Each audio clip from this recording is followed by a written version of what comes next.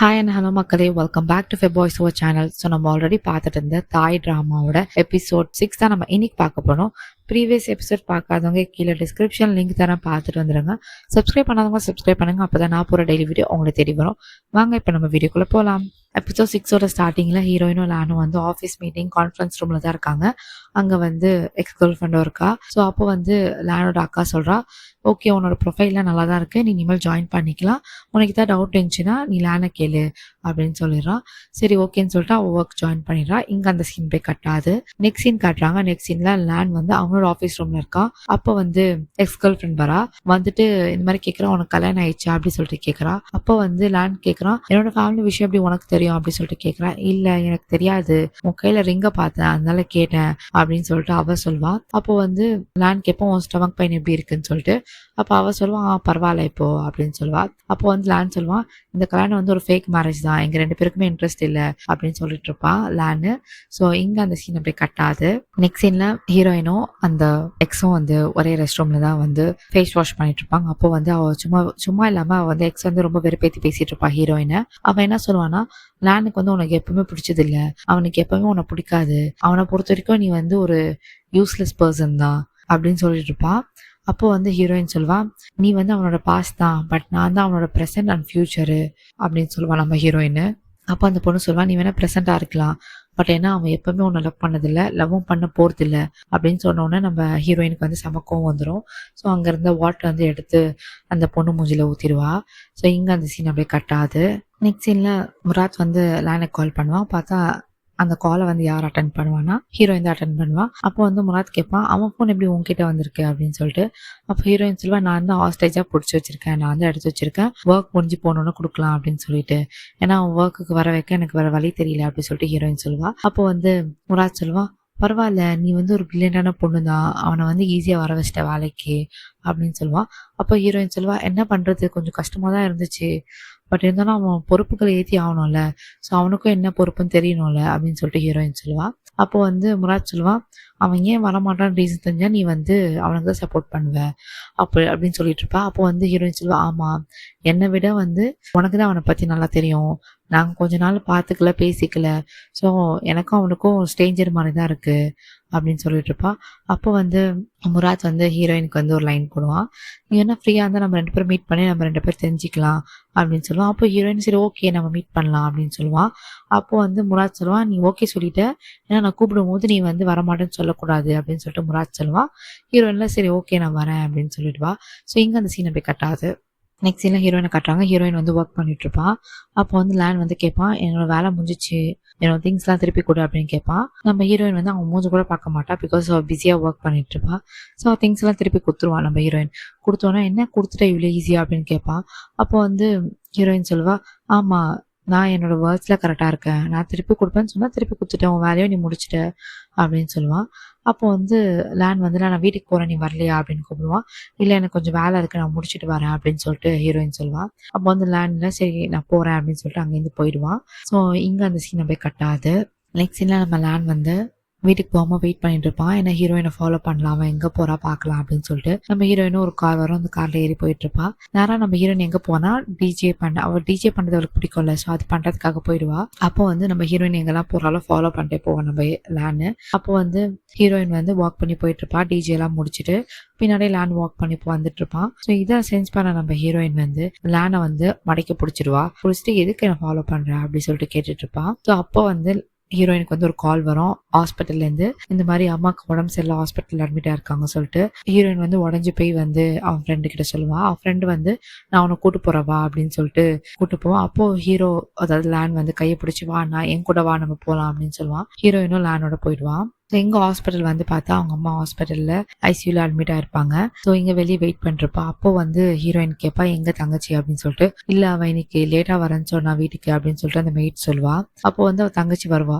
வந்தோடனே நம்ம ஹீரோயின் விடாம கேள்வி கேட்பா, நீ எங்கேருந்து லேட்டா வர, எதுக்காக இந்த மாதிரி பண்ற, அம்மா உடம்பு சரியில்லை உனக்கு தெரியும்ல, நீ வீட்டுல இருக்கணும் தானே, எதுக்கு நீ இப்போன்னு பார்த்து லேட்டா வர, நீ சரியில்லை அப்படி சொல்லிட்டு கத்திட்டே இருப்பா.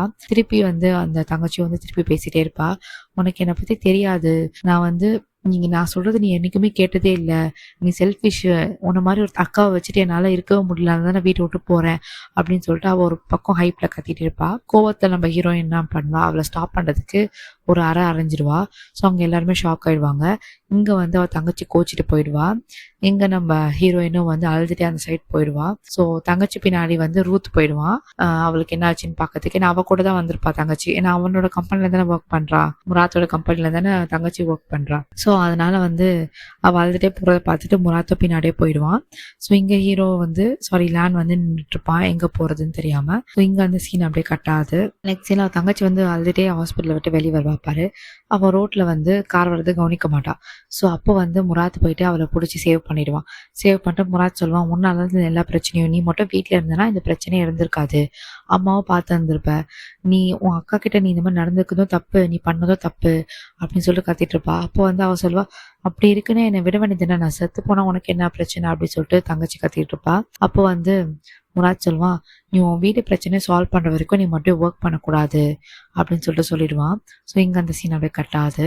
நெக்ஸ்ட் சீன்ல ஹீரோயின் தான் காட்டுறாங்க. ஹாஸ்பிட்டல்ல டாக்டர் சொல்றாங்க, ஒன்றும் இல்லை, ரொம்ப வீக்கா இருக்காங்க, அதனால தான் இந்த மாதிரி மயங்கிட்டாங்க, ஒழுங்கா சாப்பாடு கொடுங்க அப்படின்னு சொன்னோன்னு ஓகே ஆயிடுச்சு அவங்க அம்மாக்கு.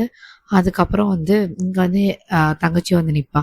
அப்ப வந்து முராத் தான் தள்ளி விடுவான், போய் பேசு அப்படின்னு சொல்லிட்டு தங்கச்சிய. அப்ப வந்து தங்கச்சி வந்து மன்னிச்சிருக்கா, நானும் தெரியாம பேசிட்டேன் அப்படின்னு சேர்த்து இந்த பக்கம் ஹீரோயினும் அக்காவும் தங்கச்சியும் சேர்ந்துருவாங்க. ஸோ இங்க அந்த சீன் அப்படியே கட்டாது. நெக்ஸ்ட் சீன் வந்து ஹீரோயினுக்கு வந்து ஒரு கனவு வருது, லானுக்கு ஏதோ ஆற மாதிரி. ஸோ அவன் எங்கே இருக்கான்னு கேட்கறதுக்காக லேனுக்கே கால் பண்ணுவான். நான் இங்கே முராத் வீட்டில் இருக்கேன்னு சொல்லிட்டு லேன் சொல்லுவான். அப்போ வீடியோ கால் பண்ணுவான். அப்போ வந்து லேன் வந்து சரி இதான் சான்ஸ் அப்படின்னு சொல்லிட்டு முராத்தோட பெட்ரூமில் போயிட்டு கையை மேலே போட்டுட்டு என் கூட சேர்ந்து நீயும் நடி அப்படின்னு சொல்லிட்டு கால் அட்டன் பண்ணுவான் லேனு. அப்போ வந்து ஹீரோயின் கேட்பா, எங்க இருக்க அப்படின்னு சொல்லிட்டு கேட்பா. இந்த மாதிரி இவன் கூட தான் இருக்கேன். ஸோ நாங்கள் 2 பேரும் வந்து ஒன்னா தான் தூங்க போறோம் அப்படின்னு சொல்லிட்டு லேன் சொல்லிட்டு இருப்பான். அப்போ வந்து ஹீரோயின் வந்து முராத் கிட்ட தான் பேசுவான். நீங்க வந்து அவனை எங்கேயோ வெளியே போகாம பாத்துக்கோங்க, அவனை வீட்லயே இருக்கட்டும் அப்படி சொல்லிட்டு சொல்லுவான். அப்போ வந்து முராத் ஓகே நான் பாத்துக்கிறேன் அப்படின்னு சொல்லுவான். அப்போ வந்து லேன் வந்து வெறுப்பேற்றுற மாதிரி, நாங்க 2 பேரும் கொஞ்சம் டைம் ஸ்பெண்ட் பண்ணோம், நீ போனை வை அப்படின்னு சொல்லிடுவான். ஸோ இங்க அந்த சீன் அப்படியே கட்டாது. நெக்ஸ்ட் சீன்ல ஹீரோயினும் முராத் தான் காட்டுறாங்க. முராத் வந்து கேட்டுட்டு இருப்பான், இந்த மாதிரி உனக்கு ஏதாவது ஞாபகம் இருக்கா, ஷூட்டர் வந்து எந்த கையில வந்து கன் வச்சிருந்தான் அப்படின்னு சொல்லிட்டு. அப்போ ஹீரோயின் சொல்லுவா, எனக்கு சரியா தெரியல, பட் லெஃப்ட் ஹேண்ட் நினைக்கிறேன் அப்படின்னு சொல்லிட்டு அவ சொல்லுவா. ஸோ இங்க வந்து நம்ம ஹீரோயின் வந்து ஹீரோ பத்தி, அதாவது லேன் பத்தி கொஞ்சம் கடுப்பா பேசிட்டு இருப்பா. அதை வந்து நம்ம லேனும் அங்க சைட்ல இருந்து கேட்டுட்டு இருப்பான். அப்போ வந்து இங்க வந்து ஹீரோயின் வந்து முராத் கையை பிடிச்சிட்டு இப்போ ஓகேவா உங்க கை அப்படி சொல்லிட்டு கேட்பான். அப்போ அது வந்து லேண்ட் பார்த்துட்டு வந்துட்டு கையை தட்டி விட்டுருவான். என்னோட பாய் ஃப்ரெண்ட் கிட்ட நீ என்ன பேசுற அப்படின்னு சொல்லிட்டு பேசிட்டு இருப்பான்.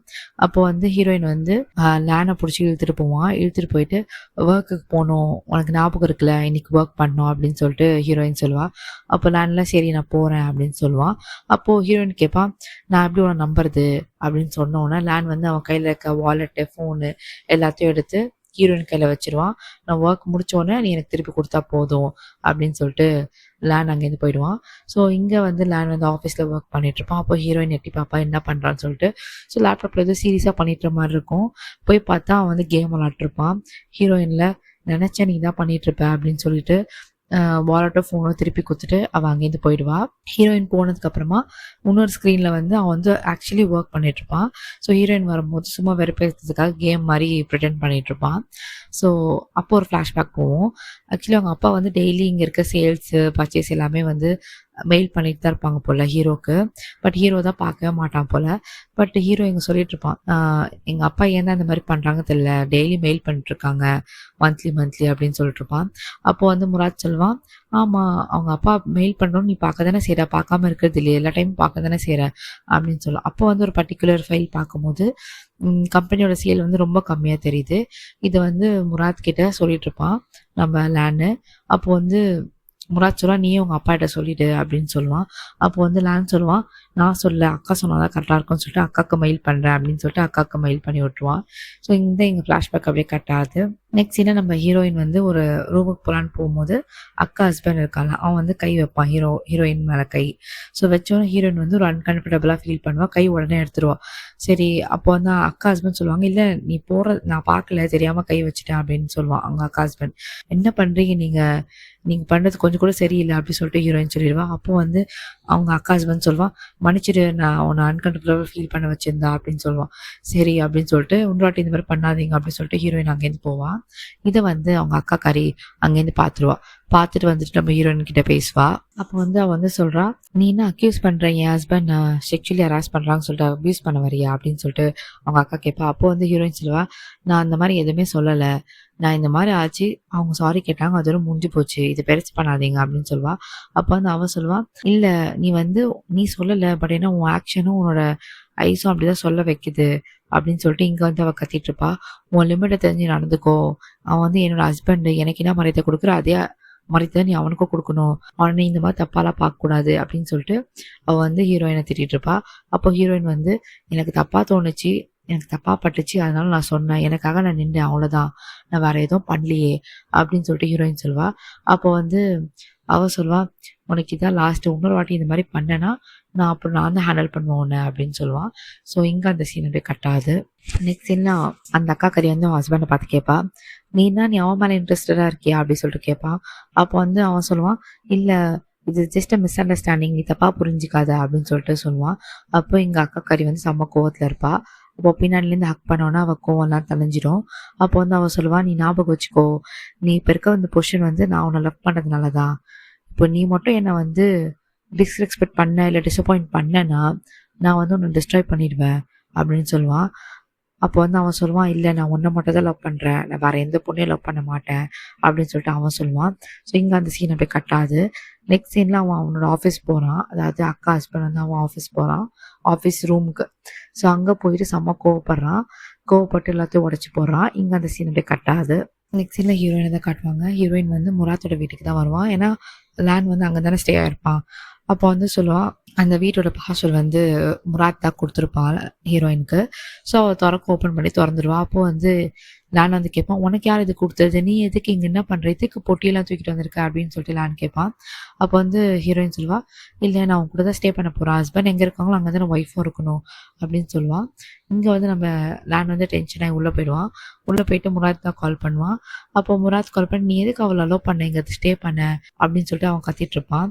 அப்போ வந்து லேன் சொல்லுவான், இல்லை நம்ம ஷூட்டர் யாருன்னு கண்டுபிடிக்கிற வரைக்கும் ஹீரோயின் எல்லாருமே நம்ம க்ளோஸாக வச்சுருக்கணும், அப்போ தான் நம்மளுக்கு தெரியும் அப்படின்னு சொல்லிட்டு இருப்பான். அதுவும் இல்லாமல் ஹீரோயின் எனக்காக விலை வைக்க இதுதான் கரெக்டான சான்ஸு. ஸோ நம்ம ஹீரோயின் கொஞ்சம் ஒரு பிரில்லியன்ட்டு அண்ட் ப்ராட் மைண்டட் கூட, நம்ம அவள் புரிஞ்சுப்பா நம்ம எதுக்காக இது பண்ணுறோன்னு சொல்லிட்டு. அதுவும் இல்லாமல் அவளை வந்து என் மேலே லவ்வை உள்ள வச்சு நான் வந்து உன்னை டிவோர்ஸ் பண்ணிவிட்டு ஈஸியாக வந்து நீ மூவ் ஆன் பண்ணி போயிடலாம் ஸோ அப்படின்னு சொல்லிட்டு முராத் சொல்லுவான். ஸோ இங்கே வந்து லேண்டுக்கும் வர வழி இல்லாமல் சரி உள்ளே வா அப்படின்னு சொல்லிட்டு உள்ளே கூட்டு போவான்.